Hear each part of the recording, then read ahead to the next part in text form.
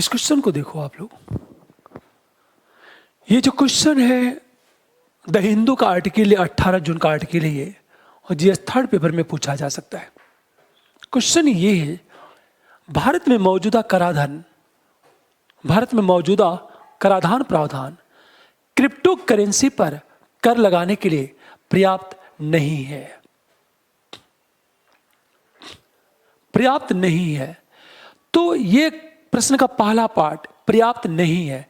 तो कौन कौन से प्रावधान है क्रिप्टो करेंसी पर कर लगाने का, और ये पर्याप्त क्यों नहीं है? पहली चीज, इस संदर्भ में प्रकाश डालते हुए आभासी मुद्रा डिजिटल जो करेंसी पर कर लगाने में आने वाली चुनौतियों का विवरण दीजिए। मतलब क्रिप्टो करेंसी या डिजिटल करेंसी पर जो कर लगेगा उसे लगाने में कौन कौन सी चुनौतियां हैं। और तीसरा क्वेश्चन ये है, उपयुक्त उदाहरणों के साथ उन पर प्रभावी रूप से कर लगाने के लिए आवश्यक कदमों का उल्लेख करें। आवश्यक कदमों का भी उल्लेख करना है, यही प्रश्न है। सबसे पहले हम बात करेंगे आखिर क्रिप्टो करेंसी होती क्या है, हम किसे कहते हैं क्रिप्टो करेंसी। हमेशा ध्यान दो, हमारे इंट्रोडक्शन, क्रिप्टो करेंसी और आधिकारिक डिजिटल मुद्रा का विनियमन विधेयक अभी संसद में पारित नहीं हुआ है। आ रही बातें। हमारा फर्स्ट पैरा,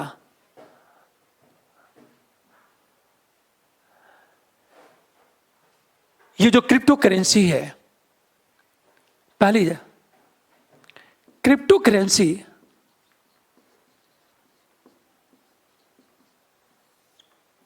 और आधिकारिक डिजिटल मुद्रा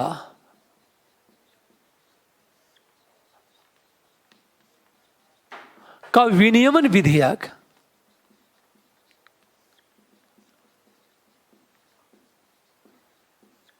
अभी संसद में पारित नहीं हुआ है।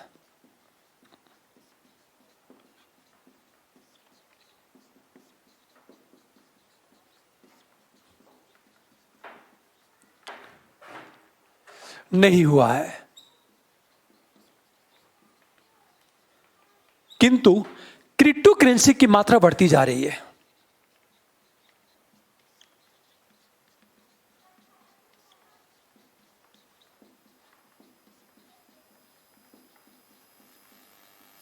बढ़ती जा रही है और इस पर कर लगाना चुनौतीपूर्ण है।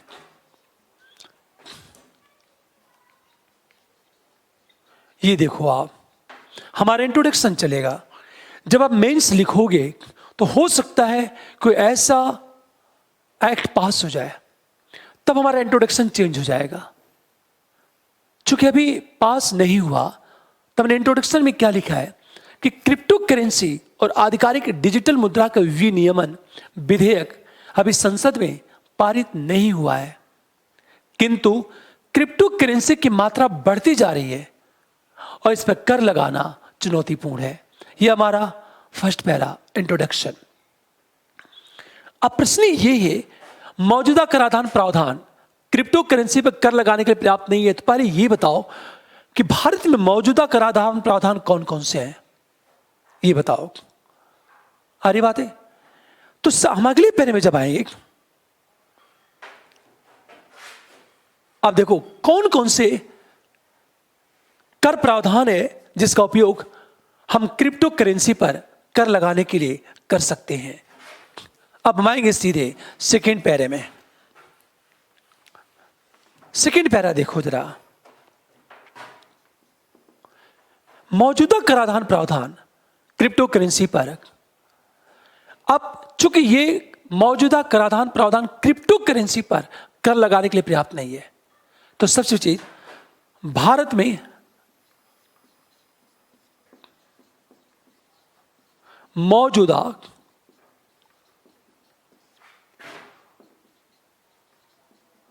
कराधान प्रावधान जिसका उपयोग क्रिप्टो करेंसी पर कर लगाने के लिए किया जा सकता है।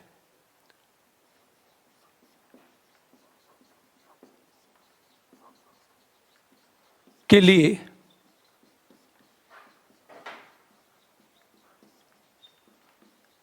जैसे, अब प्रश्न क्या है कि क्रिप्टो करेंसी पर कर लगाने के लिए किया जा सकता है, क्या कौन सा अधिनियम है जिसका उपयोग हम कर सकते हैं?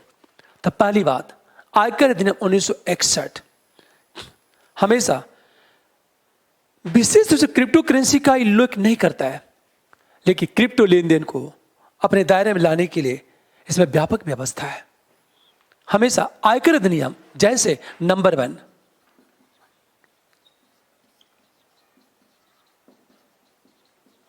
अधिनियम 1961 की हम बात करें, में क्रिप्टो करेंसी का उल्लेख नहीं करता।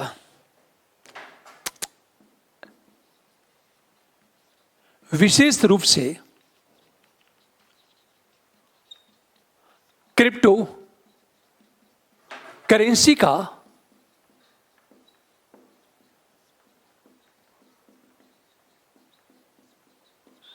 उल्लेख नहीं करता है, किंतु क्रिप्टो लेन देन को अपने दायरे में लाने की व्यवस्था है। किंतु क्रिप्टो लेन देन को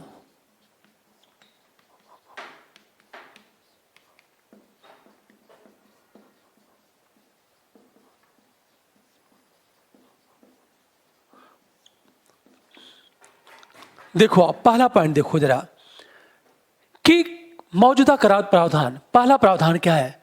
आयकर अधिनियम 1961 की बात करें, विशेष रूप से क्रिप्टो करेंसी का उल्लेख नहीं करता है, लेकिन क्रिप्टो लेन देन को अपने दायरे में लाने की व्यापक व्यवस्था है। नंबर 2, क्रिप्टो करेंसी में लेन देन को पूंजीगत संपत्ति के हस्तांतरण के रूप में वर्गीकृत किया जा सकता है, कर योग्य। हरी बात है। नंबर 2,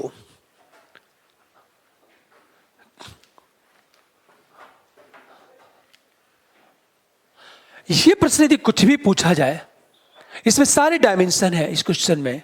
नंबर 2, क्रिप्टो करेंसी के लेन देन को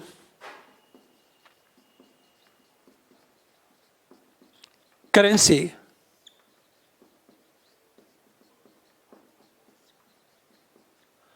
पूंजीगत हस्तांतरण के रूप में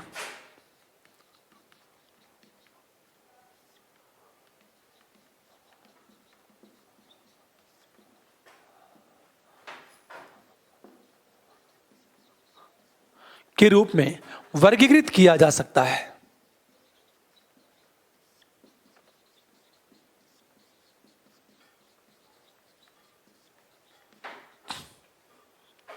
और इसे पूंजीगत लाभ के तहत कर योग्य है, जो पूंजीगत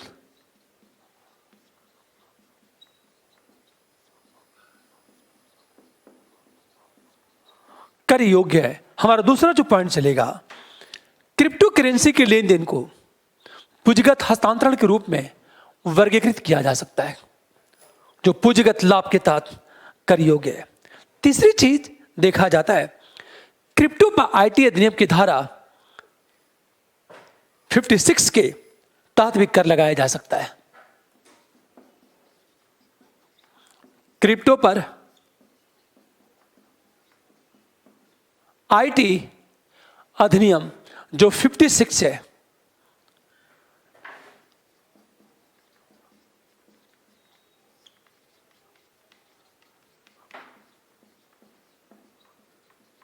के तहत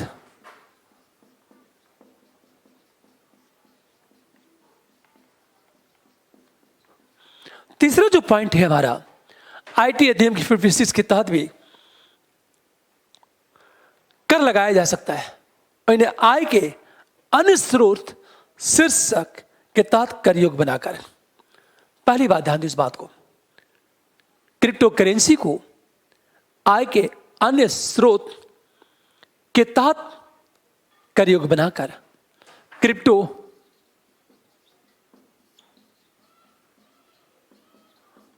आय के अन्य स्रोत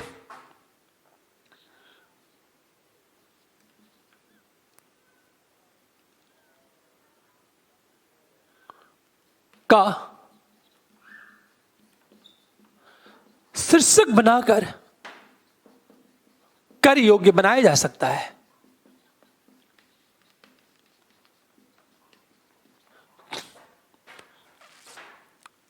हमेशा ध्यान इस बात को। दूसरा, पहली बात कि आयकर अधिनियम 1961 क्या कहता है कि बेसिकली उसमें क्रिप्टो करेंसी की बात तो नहीं की गई है, लेकिन क्रिप्टो के लेन देन को अपने दायरे में लाने की व्यापक व्यवस्था है। नंबर 2, क्रिप्टो करेंसी के लेन देन को हम पूंजीगत हस्तांतरण के रूप में वर्गीकृत किया जा सकता है, जो पूंजीगत लाभ के तहत कर योग्य है। क्रिप्टो पर आईटी अधिनियम धारा 56 के तहत कर लगाया जा सकता है, किंतु क्रिप्टो को आय के अन्य स्रोत के रूप में बनाकर। लेकिन ये सारी बातें करने के बाद हम सीधे आएंगे थर्ड पैरे में। ये हमारे कुछ प्रावधान हैं। प्रावधान ऐसे हैं जिसके तहत हम क्रिप्टो करेंसी पर कर लगा सकते हैं। अब प्रश्न की शुरुआत यह है, लेकिन जो भी प्रावधान है ना, वो पर्याप्त नहीं है। हम सीधे थर्ड पर आएंगे। परंतु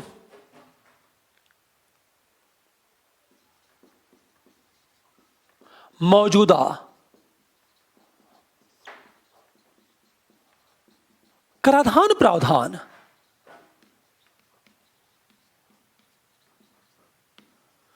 क्रिप्टो करेंसी पर कर लगाने के लिए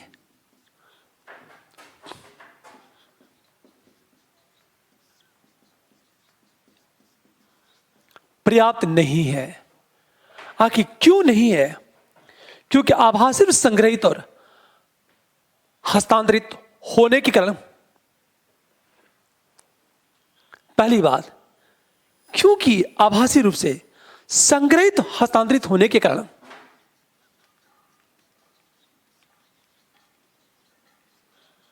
आभासी रूप से संग्रहित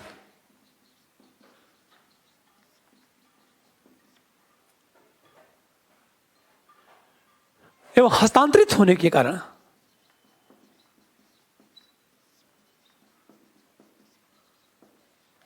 अच्छा, कोई भौतिक रूप में तो है नहीं।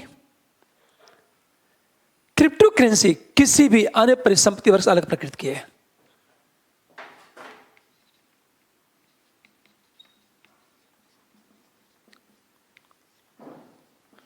किसी भी अन्य परिसंपत्ति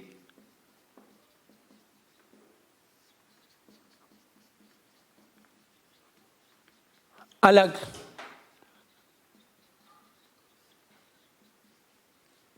की है।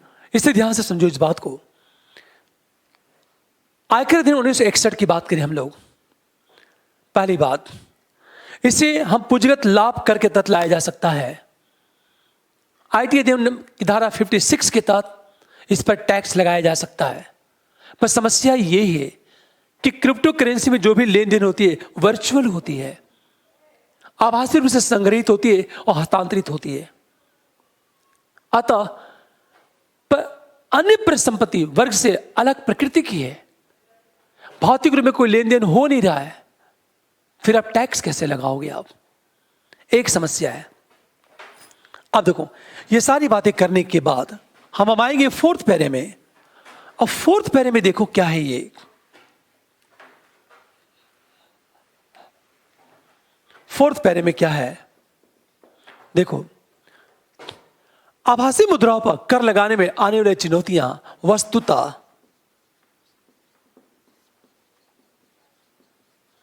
आभासी मुद्राओं पर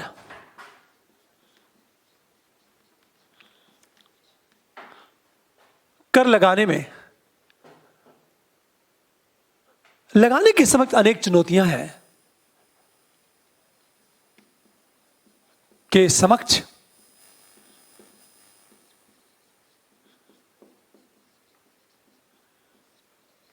अब चुनौतियां कौन है? जैसे नंबर 1, क्वेश्चन ये है, इस संदर्भ में प्रकाश डालते हुए आभासी मुद्राओं पर कर लगाने में आने वाली चुनौतियों का विवरण दीजिए। जो डिजिटल करेंसी है, क्रिप्टो करेंसी है, यदि उस पर आप टैक्स लगाते हो तो कौन कौन सी चैलेंजेस खड़ी होगी, कौन कौन सी चुनौतियां खड़ी होगी, हम इसकी बात करेंगे। हमेशा ध्यान दें इस बात को। नंबर 1, गणना के तरीके, कर लगाने के मद, संबंधित दरों को लेकर अनिश्चितता और विविध व्याख्या को जन्म दिया है। स्पष्ट कर प्रावधानों की अनुपस्थिति ने गणना के तरीके, कर लगाने का मद, संबंधित दरों को लेकर व्याख्या को जन्म दिया है। नंबर 1, स्पष्ट प्रावधान की अनुपस्थिति के कारण स्पष्ट प्रावधान की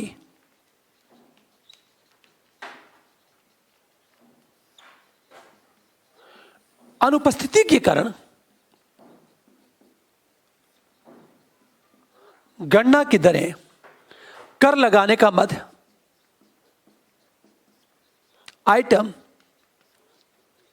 एवं संबंधित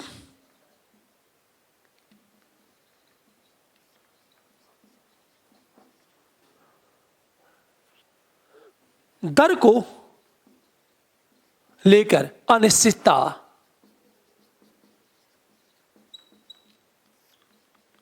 एवं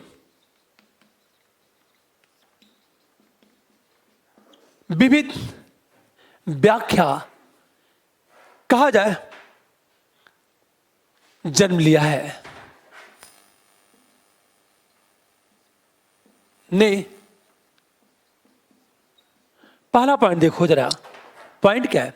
स्पष्ट प्रावधान की अनुपस्थिति के कारण, स्पष्ट प्रावधान की अनुपस्थिति के कारण गणना की दरें, कर लगाने का मद एवं संबंधित दर को लेकर अनिश्चितता एवं विविध व्याख्या ने जन्म दिया है। पहली बात, अब समस्या ये है कि ये स्पष्ट नहीं है कि कर लगाने का मद क्या है, दर क्या होगा, गणना की दरें क्या होगी, ये स्पष्ट नहीं है। तब टैक्स किस लगाओगे आप? दूसरी चीज देखो जरा, क्रिप्टो करेंसी के मूल्य को निर्धारित करने और लेन देन पर कर लगाने में कठिनाई।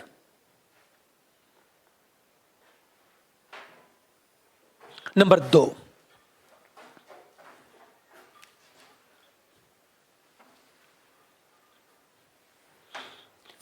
दूसरी चुनौती क्या है? देखो आप, क्रिप्टो करेंसी के मूल्य को निर्धारित करने,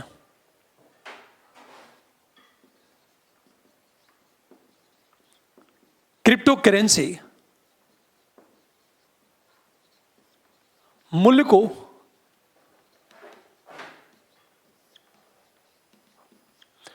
इसका मूल्य क्या होगा, एक सबसे बड़ी चुनौती है। और लेन देन पर कर लगाने में कठिनाई। हमेशा ध्यान दें इस बात को, यदि कोई व्यक्ति इसे वस्तु या सेवाओं के भुगतान प्राप्त करता है, सेवाओं के एवं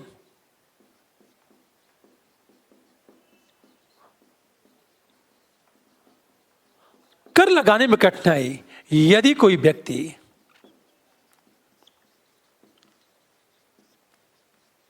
इसे या वस्तुओं के भुगतान के रूप में प्राप्त करता है। मतलब हम जो सर्विस दे रहे हैं, जो वस्तु हम उपलब्ध करा रहे हैं, उसके एवज में प्राप्त करता है।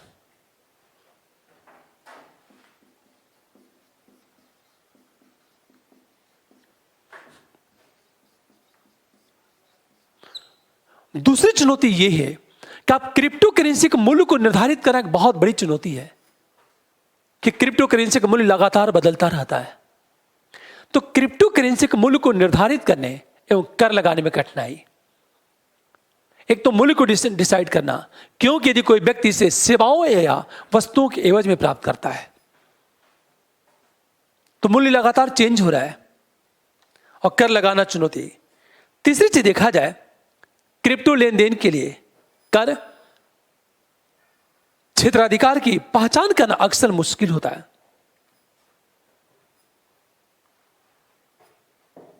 हरी बात है, क्रिप्टो लेन देन के लिए कर क्षेत्राधिकार।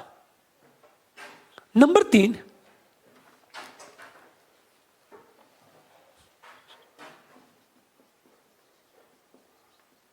क्रिप्टो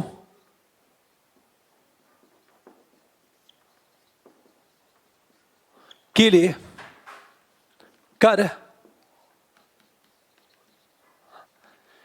क्षेत्राधिकार की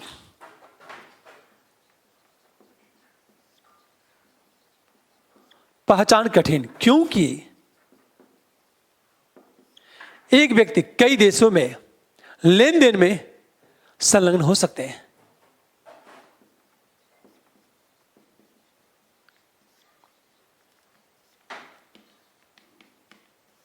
कई देशों में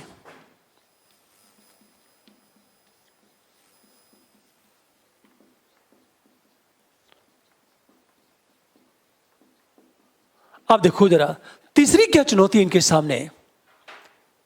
चुनौती यह है कि कर का क्षेत्राधिकार क्या होगा, यह निर्धारित करना बहुत बड़ी चुनौती है। अरे बात है, क्योंकि एक व्यक्ति कई देशों में लेन देन में संलग्न हो सकता है। जब एक व्यक्ति क्रिप्टो करेंसी के लेन देन कई देशों में कर रहा है, तो आपका क्षेत्राधिकार क्या होगा? सच तो एक क्रिप्टो करेंसी भारत के बाहर सर्वर पर ऑनलाइन वॉलेट के रूप में संग्रहित की जा सकती है। भारत के बाहर सर्वर पर ऑनलाइन वॉलेट के रूप में संग्रहित की जा सकती है। हर ये बात है, क्रिप्टो करेंसी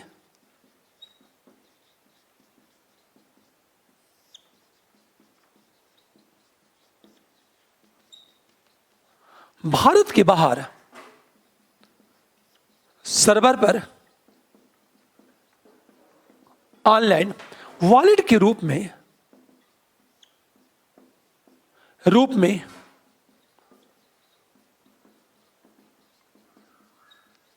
संग्रहित की जा सकती है।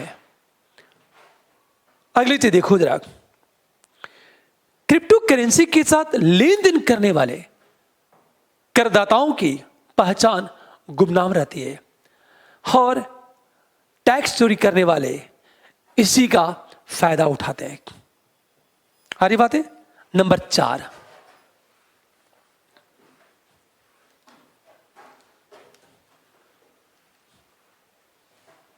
जो लोग क्रिप्टो करेंसी की लेन देन करते हैं, नंबर 4, क्रिप्टो करेंसी के साथ लेन देन करने वाले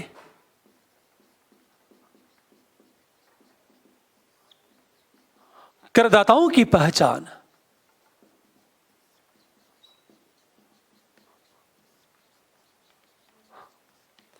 एक चीज सोचो, जब पहचान ही गुमनाम है तो आप टैक्स किस पर लगाओगे आप? तो क्रिप्टो करेंसी में जो लोग आपस में बिजनेस करते हैं उनकी पहचान गुमनाम होती है। इसी का फायदा टैक्स चोरी करने वाले उठाते हैं और कई बार क्रिप्टो करेंसी का दुरुपयोग होता है, आतंकवादियों के पास पहुंच जाता है। अगली चीज देखो, जो क्रिप्टो लेन देन पर तीसरे पक्ष द्वारा जानकारी की कमी से,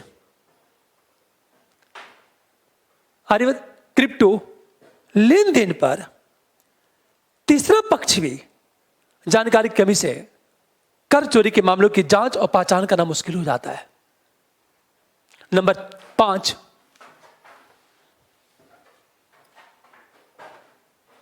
5, क्रिप्टो लेन देन पर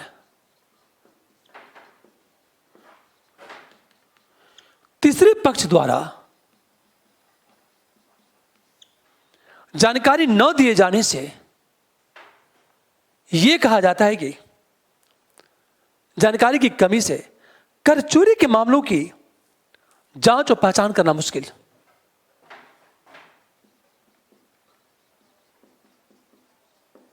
कर चोरी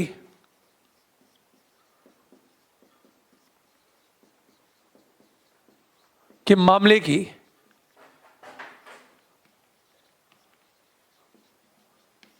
जांच करना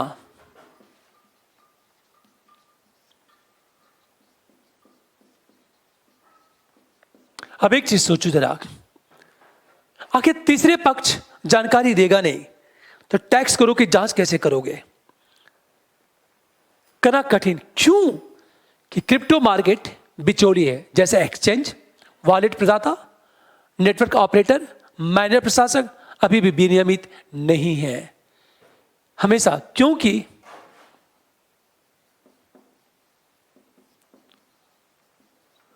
क्रिप्टो मार्केट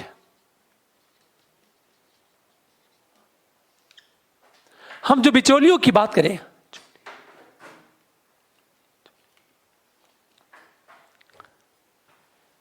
जो एक तरह से यह कहा जाए क्रिप्टो मार्केट बिचौली है, जैसे एक्सचेंज, वॉलेट प्रदाता, नेटवर्क ऑपरेटर, मार्केट बिचौली है।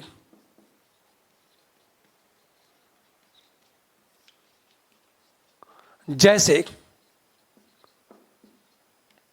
एक्सचेंज,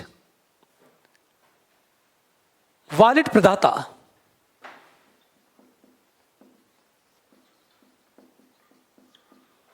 जो वॉलेट ऑनलाइन वॉलेट प्रोवाइड कराता है, नेटवर्क ऑपरेटर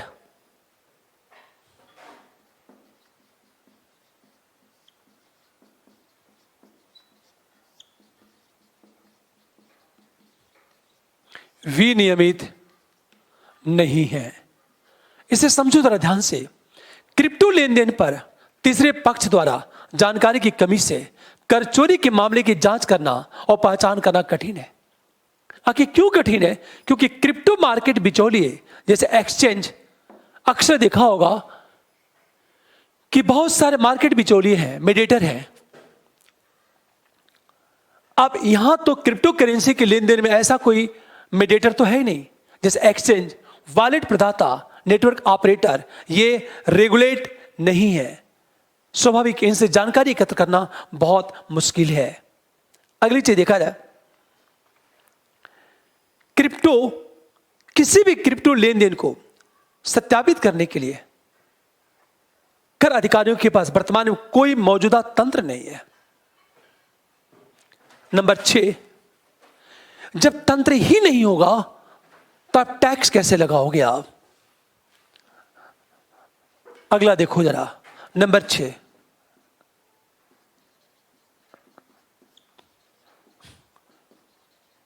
किसी भी क्रिप्टो लेन देन को सत्यापित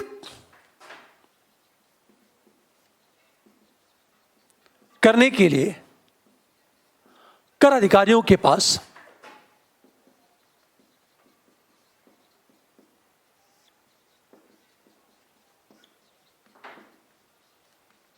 मौजूदा उपाय नहीं है। समस्या यह है, कोई अधिकारियों के पास, हमेशा ध्यान दो, किसी भी क्रिप्टो लेन देन को सत्यापित करने के लिए, वेरीफाई करने के लिए जो टैक्स ऑफिसर हैं उनके पास कोई ऐसा कोई सिस्टम नहीं है, और करदाता जो सूचना उपलब्ध कराता है ना, कर अधिकारी उसे ही वास्तविक मान लेते हैं। हमेशा ध्यान दो इस बात को। अब एक प्रश्न, यदि क्रिप्टो मार्केट बिचौलियों को विनियमित किया जाता है तो केवाईसी मानदंडों का पालन भी करते हैं। सारी बात है, लेकिन लेन देन का पता लगाना बहुत मुश्किल है। अगला पॉइंट देखो जरा, नंबर 7, यदि क्रिप्टो मार्केट बिचौलियों को विनियमित किया जाता है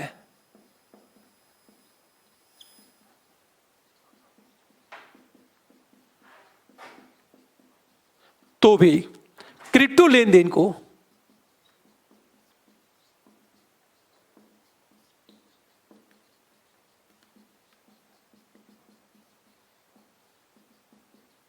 कठिन है। इसलिए एक सिंपल क्वेश्चन ये पूछा जा सकता है आपसे यूपीएससी में कि क्रिप्टो करेंसी भारतीय अर्थव्यवस्था के विकास में किस तरह सहायक हो सकती है। क्या क्रिप्टो मार्केट पर या क्रिप्टो करेंसी पर टैक्स लगाना एक चुनौतीपूर्ण है? इस तरह के क्वेश्चन पूछे जा सकते हैं। या वर्तमान कर प्रावधानों के तहत क्रिप्टो करेंसी को किस तरह रेगुलेट किया जा सकता है, इस तरह के प्रश्न पूछे जा सकते हैं। आप प्रश्न का अगला पार्ट ये है, उपयुक्त उदाहरणों से उन पर प्रभावी रूप से कर लगाने के लिए आवश्यक कदमों का उल्लेख कीजिए। प्रभावी रूप से आप देखो जरा, क्रिप्टो लेनदेन पर कर लगाने के लिए एक मजबूत तंत्र स्थापित करने के लिए अब हम आएंगे सीधे 5वें पैरे में।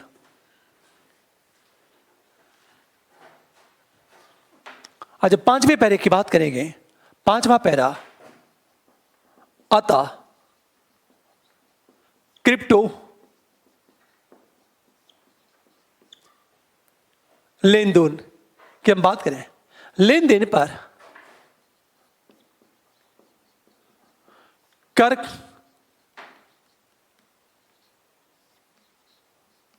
लगाने के संबंध में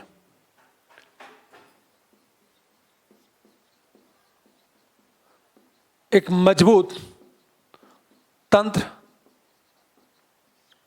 स्थापित करने के लिए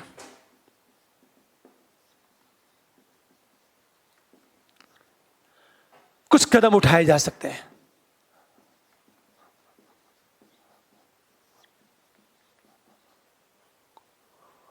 एक मिनट, निम्नलिखित कदम उठाए जा सकते हैं। कदम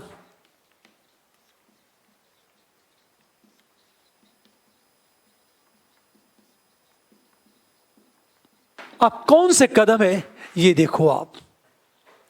जब तक मजबूत सिस्टम नहीं होगा तब तक हम टैक्स के दायरे में उसे लाना बहुत मुश्किल है। पहली चीज, क्रिप्टो लेनदेन से संबंधित आयकर कानूनों को स्पष्ट करने की आवश्यकता है। नंबर 1, क्रिप्टो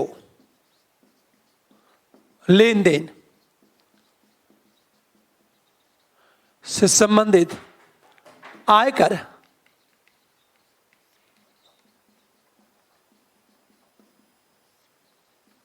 प्रावधानों को स्पष्ट करना आवश्यक। पहली बात, आप एक टैक्स पॉलिसी बनाओ, आयकर प्रावधानों को आप क्लियर करो कि क्रिप्टो करेंसी को टैक्स के दायरे में लाया जाता है तो रेट क्या होगा, उसकी गणना कैसे की जाएगी, यह सब कुछ निर्धारित होना चाहिए। दूसरी चीज देखा जाए कि प्रमुख कर योग्य स्थितियों, आभासी मुद्रा से जुड़े आय रूपों को संबोधित करते हुए कर उद्देश्य और दिशा निर्देशों के लिए क्रिप्टो संपत्ति को परिभाषित करना हमेशा कर योग्य स्थिति। नंबर 2,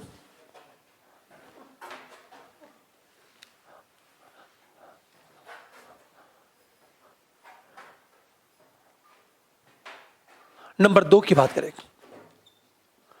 कर योग्य स्थिति एवं आभासी मुद्रा आय के संदर्भ में क्रिप्टो संपत्ति को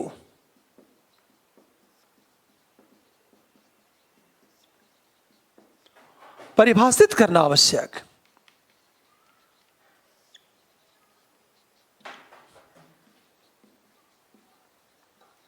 अब एक चीज ध्यान दो इस बात को, डिजिटल करेंसी इनकम क्या होगी? आय, कर योग्य स्थिति और डिजिटल करेंसी इनकम के संदर्भ में आप क्रिप्टो संपत्ति को परिभाषित करना आवश्यक है। तीसरी चीज देखा जाए, कर रिटर्न में, टैक्स रिटर्न में अलग अनिवार्य प्रकटीकरण आवश्यकताओं को करदाताओं के साथ साथ सभी मध्यस्थों बाध्यकारी किया जाना चाहिए। टैक्स रिटर्न में अलग अनिवार्य प्रकटीकरण आवश्यकताओं को, नंबर 3 की बात करें हम लोग,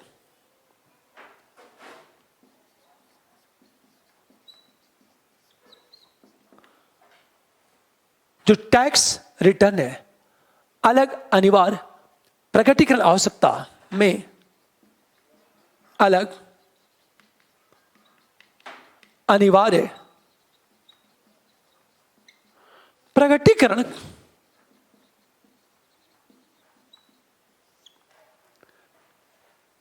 आवश्यकता की हम बात करें को करदाताओं के साथ साथ सभी मध्यस्थों पर बाध्यकारी किया जाना चाहिए।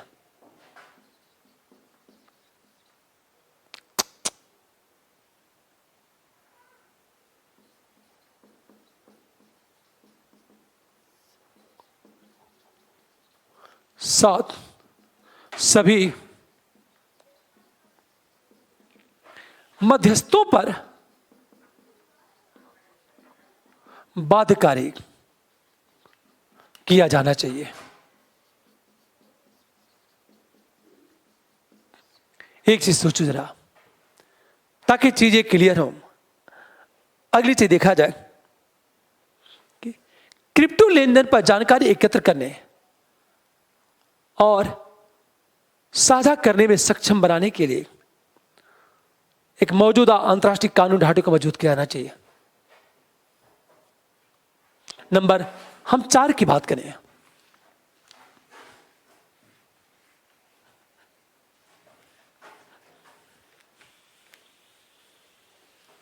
देखो आप, क्रिप्टो लेन देन पर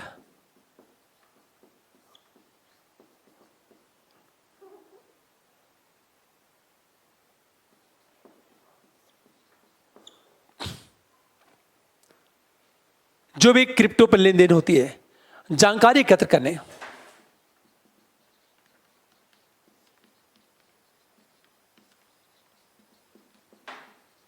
तथा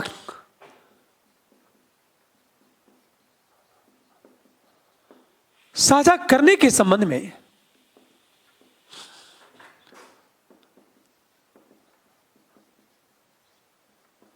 अंतर्राष्ट्रीय कानून को मजबूत बनाया जाए।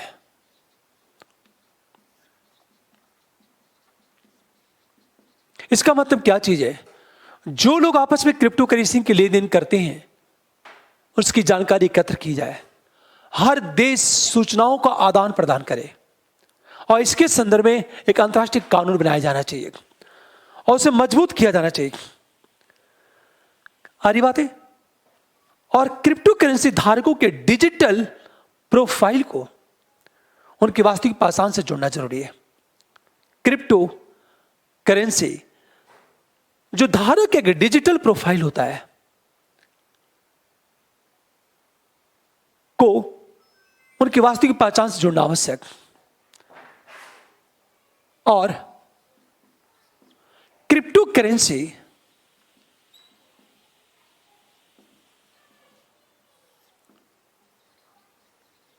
धारक के डिजिटल प्रोफाइल को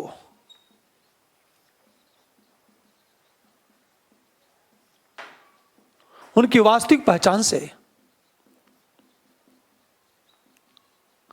वास्तविक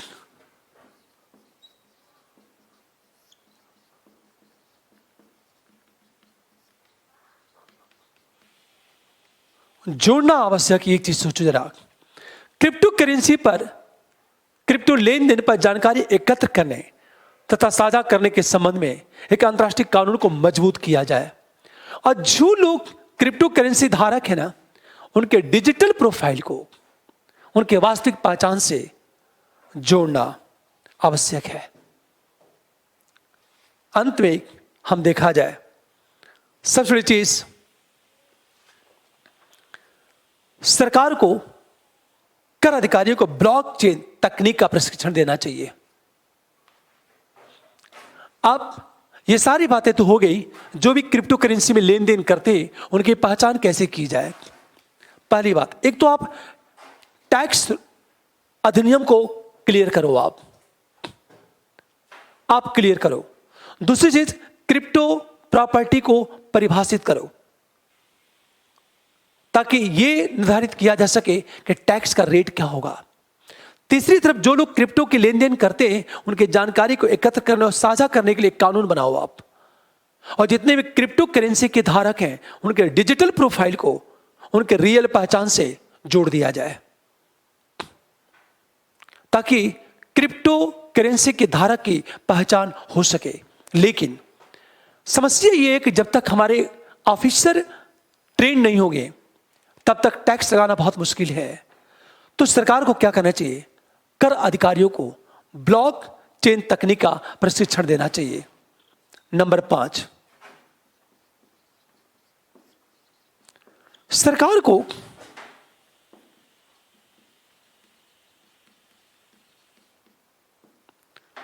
कर अधिकारियों को ब्लॉक चेन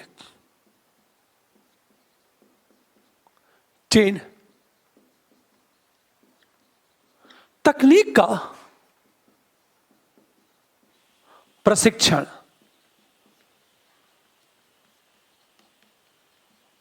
अब यह कहा जाता है, अब उन्हें ट्रेंड करो, आप प्रशिक्षण देना जरूरी है।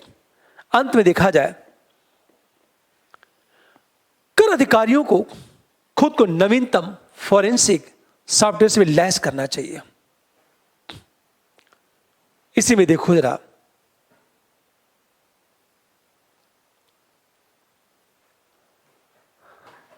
कर अधिकारियों को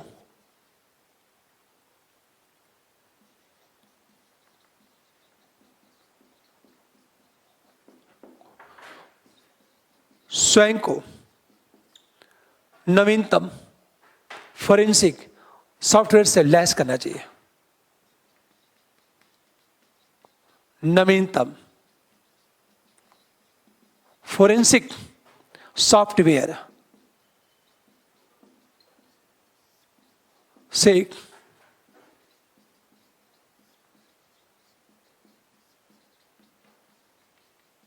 लैस करना चाहिए। कहा यह गया था, हमेशा ध्यान दीजिए तुम, जैसे अक्सर देखा होगा कि यूरोपीय संघ में किया जा रहा है, जैसा कि यूरोपीय संघ में लगातार किया जा रहा है। ये उद्देश्य क्या है? क्रिप्टो करेंसी, क्रिप्टो मार्केट को रेगुलेट किया जाए और उन्हें टैक्स के दायरे में लाया जाए। ये उद्देश्य ये है। अंत में आप निष्कर्ष की बात करोगे। यह निश्चित है कि क्रिप्टो करेंसी लेन देन और निवेश के साधन के रूप में प्रचलित होगा। अतः इसके लिए एक रचनात्मक तथा निश्चित नियामक निर्धारित किए जाने चाहिए। अंत में हम निष्कर्ष की बात करेंगे। अतः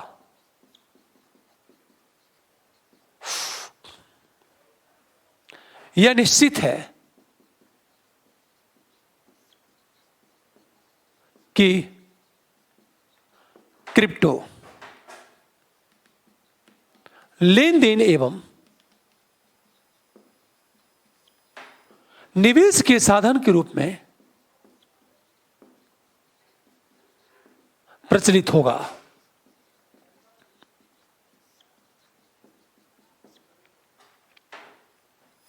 आरी बात है। अतः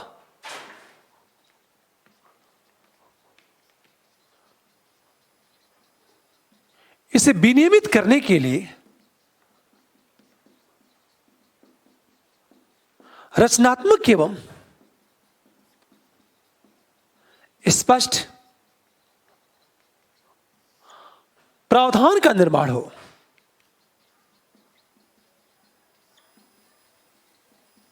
बस इसका मतलब ये कि आप क्रिप्टो करेंसी से बच नहीं सकते।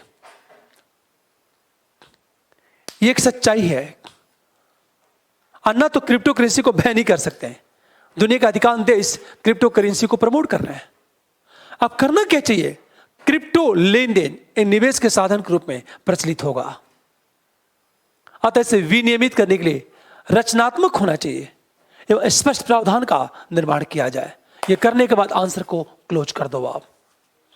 ये प्रश्न इतना महत्वपूर्ण प्रश्न है, या तो यूपीएससी स्टेट पीसीएस में चैलेंजेस पूछेगा, या तो प्रभावी उपाय पूछेगा हमेशा, या तो जो भी हमारे पास कराधान है या नियम है वो अपर्याप्त है, इससे संबंधित क्वेश्चन पूछा जाएगा। कुछ भी नहीं पता यूपीएससी क्या पूछेगा वो। इसमें से कंटेंट का बेहतर उपयोग किया जा सकता है। ओके, मैं चाहता हूं लाइक करो, आप शेयर करो आप।